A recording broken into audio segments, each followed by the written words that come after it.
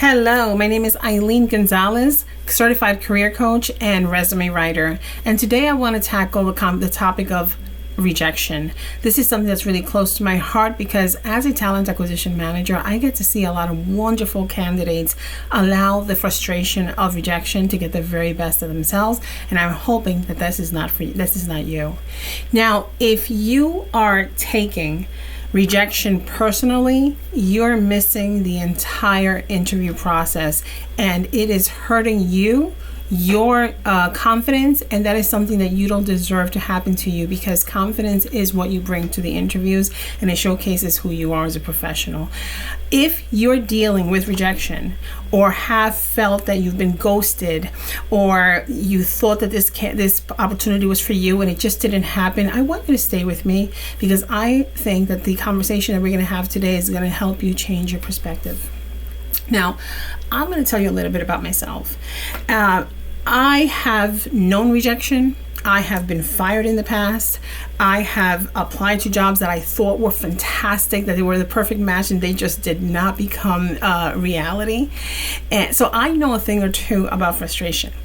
And another thing that I want you to know is that I am 57, and when I was 44, I lost my job of 10 years. And it was an amazing company that I was working with. I had an amazing tenure.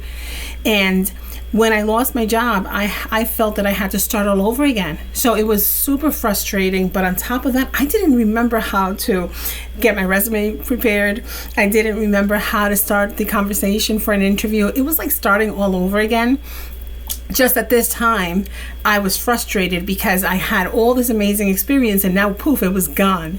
So I know a thing or two about being rejected and about being frustrated with the process. Not to mention the ghosting, right? People that you send resumes to, sometimes you even connect with them on LinkedIn, they never get back to you. That is such a horrible experience that a lot of candidates go through. I try to make sure that my candidates don't go through that with me, but that's something that's really hard to promise all the time. But one thing that I want you to know is that rejection is not about you. It is not a reflection. Sorry about I have a cold for the past month. It is not a reflection about you. It doesn't say that you're not qualified. Just for some reason, this position was filled by another candidate that might have been almost exact to your qualifications. And chances are that as much as it hurts you, the hiring manager or the recruiter probably had a hard time letting you know about the rejection because they too felt that you were super qualified for the role. However, it could have been for budget, right? It could have been that there was an internal candidate that they just did not want to pass up on. There are so many different reasons, but they do not mean that you are not qualified. So I need you to stop thinking about that to start. The other thing is that when you are going through a rejection, a lot of times we give in to that emotion and we respond with the emotion. So instead of taking a moment, taking a step back and saying, hey, all right, I didn't get the job, but let me just say thank you. Sometimes your response to it is, oh yeah, sure, whatever. You think you got the best candidate, but it was me. Or you might go a different direction, right? And tell the person to go, find another hole, right? The thing is that you have to remember that you are interviewing from the very start to the very end.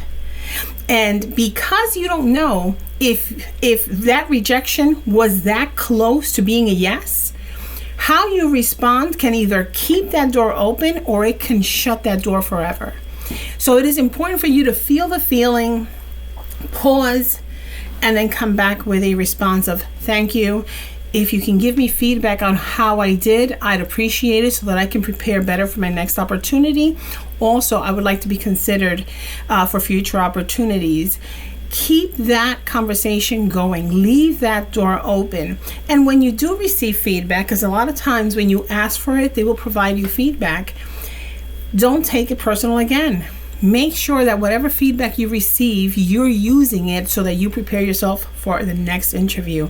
That with that feedback and how you prepare your resume and how you prepare yourself for that interview can make the difference. So When a person gets hired internally, sometimes we have great candidates that are internal, and sometimes you've applied, and it's unfair. To you, it's unfair because to you applied. And if you would have known, if they would have planned to hire somebody internally, they should just not have posted the job. The reality is that sometimes they don't know or they didn't plan for a candidate, but the candidate raised their hand, did amazing during the interview, and the fact that they are interested and that they have the potential because the company is doing the right thing, which is promoting from within, giving opportunity for growth for the candidate. You as a candidate would like to know that the company that you're working with will prioritize growth from within. So it is painful, but it's something that happens, and at the end of the day, we all want our companies to do the same. Now, what do you do after a rejection? It's just like I said to you, pause. It's okay to feel frustrated. Never put that on an email. And never call a person and never leave a voicemail or a text showing a negative side. It's okay to ask questions. It's okay to let them know that you really, really thought that this position was yours and that you're sad about the outcome, but that you're definitely interested in being reconsidered. Because, like I said to you earlier, that leaves an impression. How you respond leaves an impression. And if you are that candidate that they thought very highly of and you end in a high note, you will receive a phone call at some point. I know that I call candidates months later when a position that is the same or sometimes a little bit different comes up. I reach out to them to find out if this is a position that they're interested or if they're still available. But that can only happen if they professionally respond and do it in a way that allows that conversation to continue to flow. Now, when you're getting rejection, the last thing that you want to do is to receive it as you're not a good candidate and to stop applying. Because like I said to you, it's not about you. It's about the opportunity that was in front of you. So the same way that you applied to them, you want to continue to putting yourself out there. Just make sure that you look at your resume. Make sure that if the feedback that you receive is that your resume was a little bit light, that there was something missing from it, or even on how you responded, take this time to prepare, sharpen that resume and sharpen your interview skills.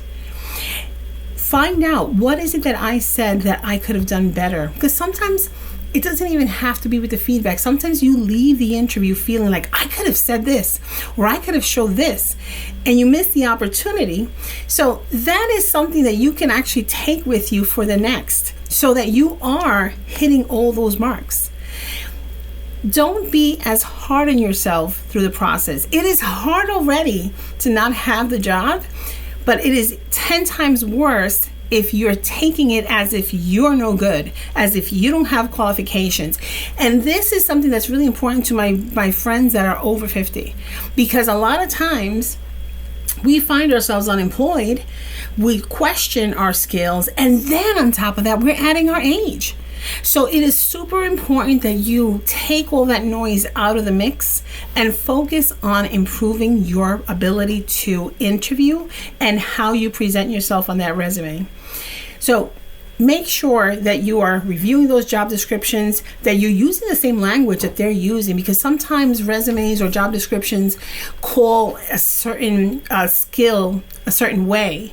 And when you read it, you're like, I know how to do that. But when you look at your resume, it completely says something different. So an ATS platform, an applicant tracking system, might not recognize that and might actually discard your resume.